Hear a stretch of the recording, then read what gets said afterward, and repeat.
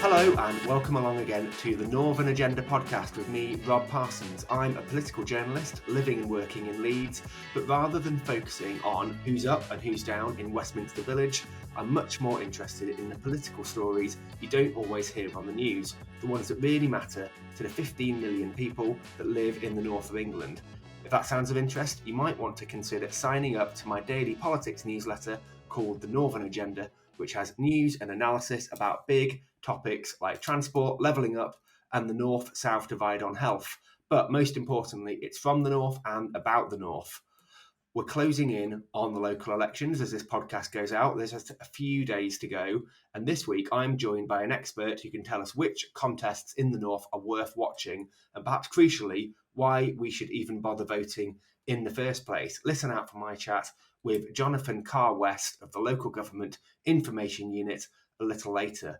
But there's plenty of other stories to talk about in the north this week, and I'm very pleased to be joined by friend of the podcast, Edna Robinson.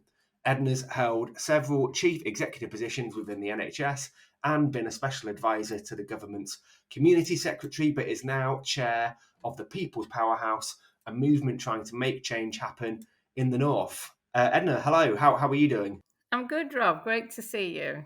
Good to see you two virtually over our podcasting screen. Now, there's a lot to get through, and I thought I'd start with one that is very much in your wheelhouse as someone with a lot of experience in the health sector. There's a big report out today about the north-south divide on health. It's by an organisation called Health Equity North, which describes itself as a virtual institute focused on place-based solutions to public health problems, and it's got a report out which makes pretty grim reading. Basically, the top and bottom of it is that in the north, people are living shorter and harder lives than those in other parts of the country. The gap is getting wider.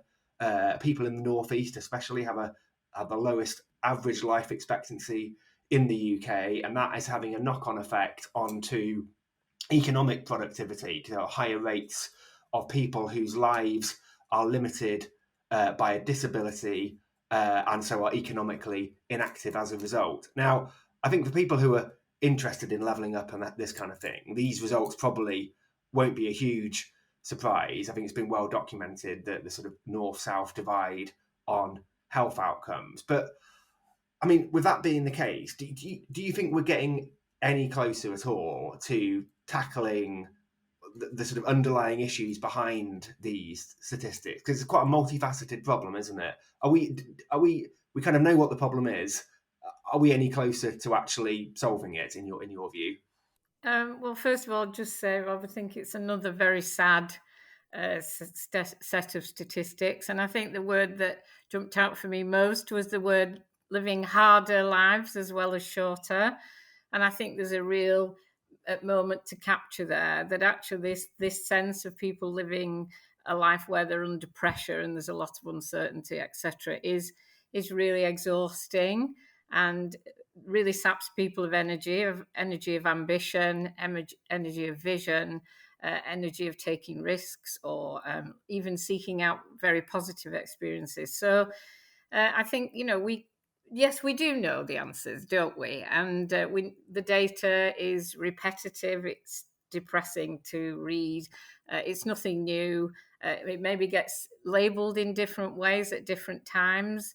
But the will isn't there to do things at scale. And also, I really don't think that we actually have understood fully the losses that many of the northern communities faced for so long, when the whole industrial infrastructure fell apart almost in so many places.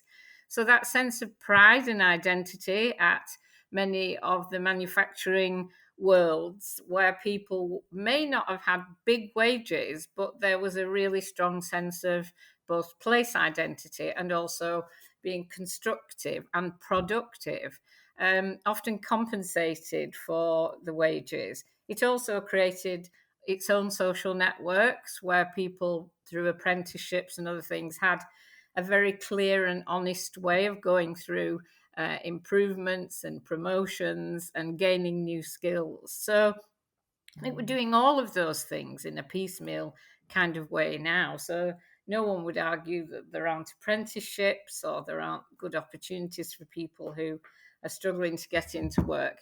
But we've still got a whole thing about that infrastructure of people for whom life is very insecure. And it's insecure in terms of the money, the wages that they're receiving. It's insecure in terms of their housing and where they live, and that may no longer be as taken for granted in a way that it was. It's insecure in terms of their identity, where it might be about people's identity of a place of origin, a different place of origin. So we've got a whole raft of insecurities coming together that actually mean that people are still not able to take the opportunities when they come. But they're not institutionalized, those opportunities. They're ad hoc. There might be a short-term scheme with this. There might be something going on in another community that isn't going on in their community. So for me, there isn't the energy or commitment from government to actually really address the fundamentals, which is about people's sense of security and identity in their contribution to their own society. So, in your view, that's what has to come first? Because I guess a lot of people, perhaps on the Conservative side, would say the reason why we're continuing to see these health inequalities and places in the north being at the wrong end of league tables on things like poverty and stuff like that is because of the lack of economic productivity in these areas, which means that people aren't earning so much, and there's a correlation, isn't there, between sort of economic wealth and health. And so I guess their answer is, if we can bring more jobs to places like Teesside and Blackpool, that eventually will sort of filter through into health outcomes. But it sounds to me that you're saying that you need to have these other issues addressed as well, or possibly first, before you get to that. Well, I think it's a combination of both, but it isn't about importing jobs that then, with businesses and communities that won't invest long term in those communities. We're not looking for wealth extraction models where actually people, will build a big factory, pay low wages, and then, but all they're not paying the correct rate of tax in the UK, and their wealth, their creation is not really benefiting the local economy. So we don't want people to see many of our northern towns and communities as a low wage economy. And I do accept that there is a whole argument about economic growth, and we really need to see that. But while we're where we are, people are driving themselves into debt because they're trying to keep up with that image of having stuff, and maybe rent it. They're in a insecure renting, and so they'll borrow against to their maximum to get into a part share of a house, which they'll never own because they'll actually be in debt all their lives, and then they'll still not own it at the end of the process. So we're putting people under all kinds of pressure to actually conform to the model, which is success. And I don't think that we're seeing a scale of investment which is genuine investment. We're seeing investment where, we've got the free ports, we're seeing low wage economies emerging in all kinds of ways. So we need to be really frank about the consequences for those very people that we're talking about here of some of the announcements about economic growth and economic impact. It isn't necessarily going to benefit people who are not that skilled at this stage. And by skills, we're talking about producers, but we're also talking about them people who contribute to that community and recognizing the contribution that people make. So it isn't all about getting on a train and going somewhere else to actually earn a higher wage. We have got to reconstruct those communities. They're beautiful geographical places. They've got masses of arts and culture to offer. They are places where they have so much potential that isn't just about industrialization of the offer. And I don't think there is enough investment in terms of the green spaces in those places, the tourist industry, the arts and the culture. I think there's a lot more that could be done to actually bring wealth in that lowercase w to those places. Now, am I right in thinking that your organisation is doing? You've got a couple of events coming up that are sort of linked to these topics on health inequality. Can you tell us a bit more about that?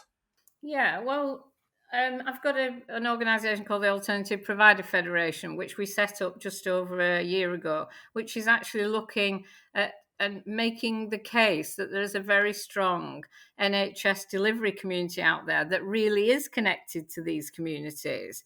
And we are seeing, there's so much discussion about the NHS at the moment and it being under huge pressure, which of course it is. And we have seen a massive loss in workforce. But many of the social businesses that I represent actually have got a really healthy workforce of people who are offering health interventions. Communities like those local services, and the uptake is often really good. And at that point, people will disclose about either their anxieties or their lack of take up of other things. So we're just very positive about the fact that we're able to talk up, and we're talking nationally now about how we can link up with other social businesses that provide NHS services. And then the other thing that's happening in the People's Powerhouse, we've got a racial justice event, which is happening on the 25th of this month. And again, we'll be looking at racial justice issues, and we're focusing this first event on issues of housing and racial issues. So as we know, there's been a lot in the press about tenants being ignored when their needs were very, very important. So that's going to be a definite to sign in for if people are interested in that.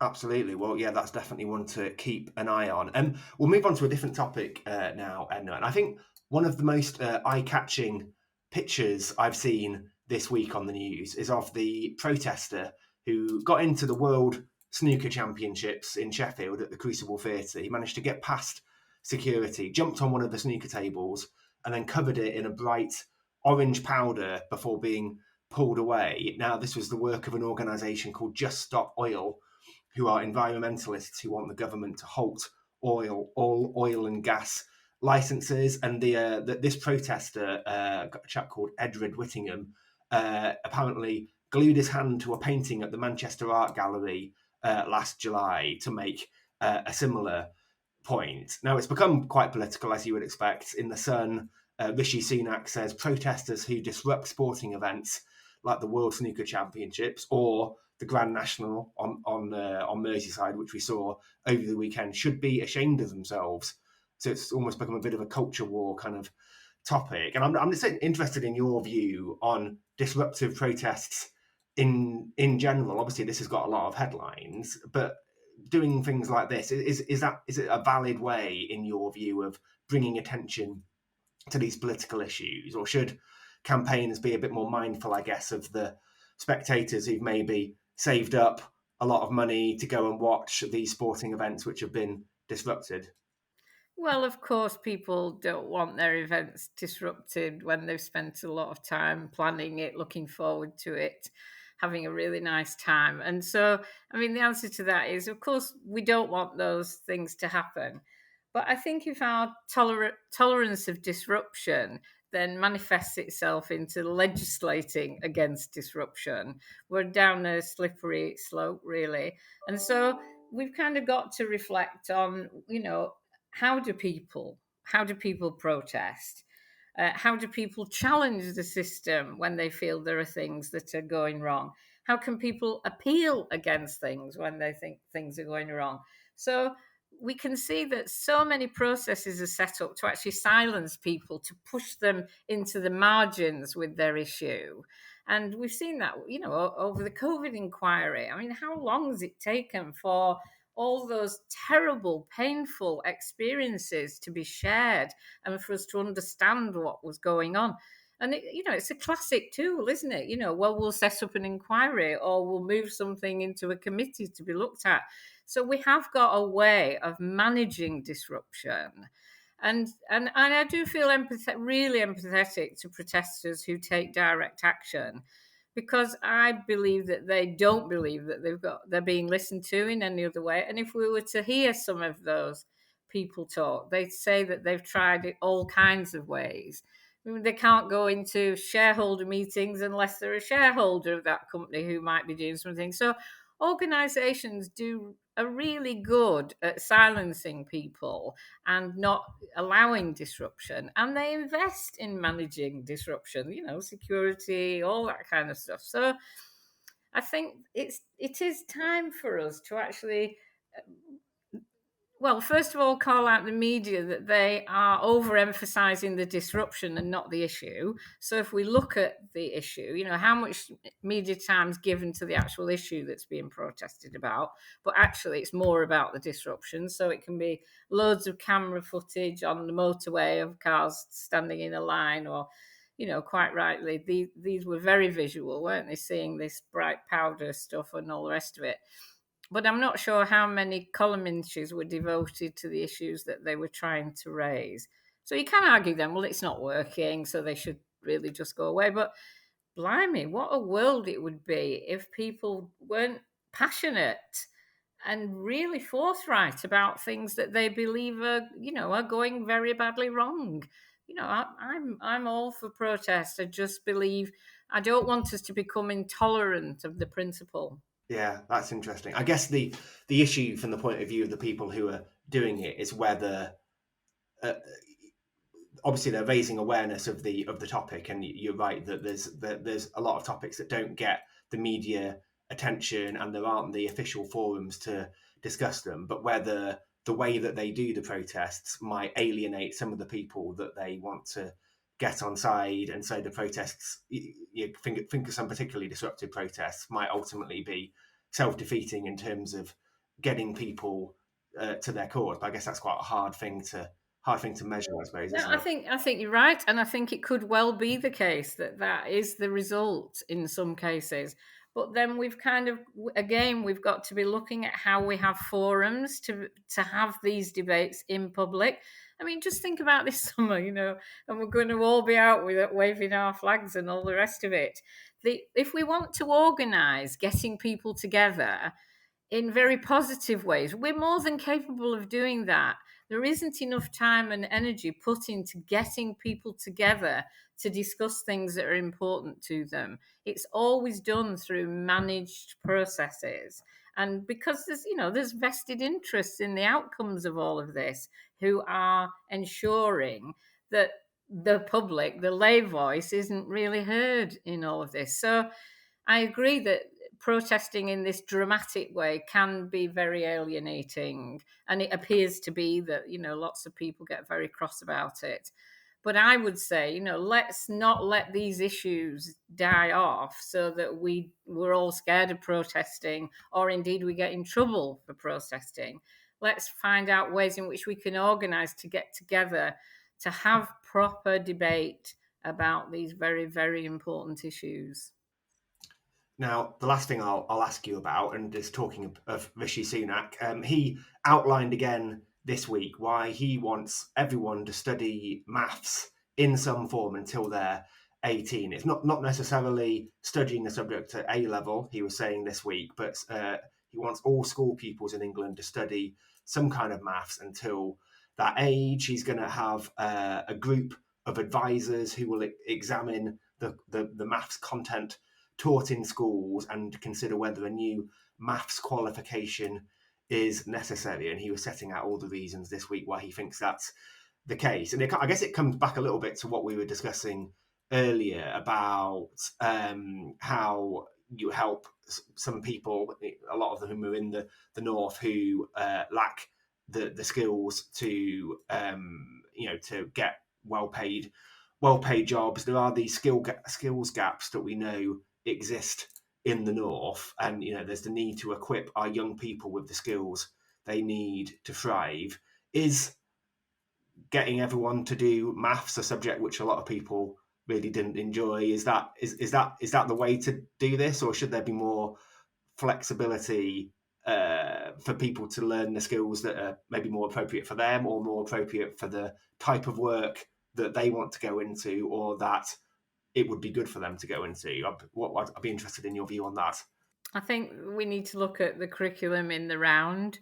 I do think it's overly simplistic to pick a particular area and say this is what everybody needs to gain a skill in, because it is very basic. It terrified me at school, absolutely terrified me, and I know lots of people. And subjects like that, which are very where you need to concentrate a lot, where you need a clear mind, and you need to problem solve, and you need to be able to be logical, and so those are the requisites of young people's minds, where they're very together and they're relatively calm and they're in a very calm environment and they feel relatively confident about themselves, that they can ask a question if they're stuck, or they can show their vulnerability. Now, that's not the characterization of many children who actually go to school and are finding their environment, a very positive place. However, they may well not have those emotional regulation at that point, and therefore other subjects are more, I'm not going to use the word fun, but they're actually more enriching for people, and they need to converse with others. They need to use other methods, other ways of communicating. Maths is a subject where I think that yes, absolutely more people need to be familiar with how to manage your finances, how to live your life in the best possible way. But I think it's shocking that there is no acknowledgement of how many other subjects have been reduced so dramatically in the curriculum. We in the Big Life Group run 2 primary schools in North Manchester, and the curriculum for our children is so limited to all the arts and cultures and wider joys of life, because there is this trajectory that the only thing that matters is a job, money, a house, and you'll be fine. But actually, middle class children will get all those softer things at the weekends. Their parents will pay for them. I've got 2 grandchildren who are on that many competence activities at the weekend. And I mean competencies, I don't mean joyous activities where they're learning other skills at the weekend, sporting or cultural. But the school isn't offering a lot of that. And so are we really saying that this is the priority of all priorities? Again, I don't think he understands the makeup that makes a person happy. I just don't think he gets it. Yeah, that's really interesting, isn't it? I mean, I know there's wider. It seems every week I hear someone saying the national curriculum, needs to be looked at because it's not reflecting, the skills that children need to thrive, from a job point of view. But there's a totally fair point that I guess that shouldn't be all that school is about. Like, we want to equip our young people to be happy and not just to be, have useful skills. School has a lot to do, and it is. I guess there's only so much that can be squeezed into a 7 or 8 hour school day. No, but the point I'm making, Rob, is if a happy mind, you can then settle and you can relax and do well at maths. That's the point I'm making. It's not about being, seeing happiness as some kind of flippant thing. But if you're emotionally grounded and you feel comfortable, you will do some problem solving. You will help to unpick challenges in your mind. But if you're not, if your life is too full of stress, mathematical problems are going to be almost impossible to deal with. So that's what I'm saying about a lack of understanding about how making children happy and relaxed will actually help them to do more difficult things in life. And that's evidenced, isn't it? Children who have got enrichment in a range of ways go on to be successful. And it's not just because they've been tutored and tutored and tutored and tutored in that subject. It's because they have the capacity to be able to actually reach complex situations and deal with them. One for Rishi Sunak to consider there. Edna Robinson, thank you so much for that.